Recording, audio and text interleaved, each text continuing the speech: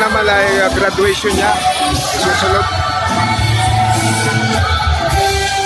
Nanay. Kapatid.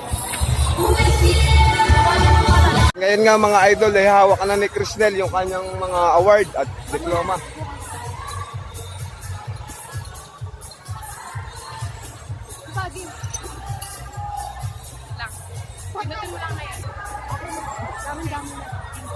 Magandang tanghali mga idol. At katatapos lang ng graduation at medyo inabot tayo ng tanghali. Sama ang pinsan niyang si Jude na sabay din niyang nagtapos. Tito, tita, and Lola Linda. Hanggang dito na lang muna tayo at maraming salamat panonood ng video na to. Shout out sa lahat ng followers ng Musikero ng Lubang. Mabuhay kayong lahat mga idol.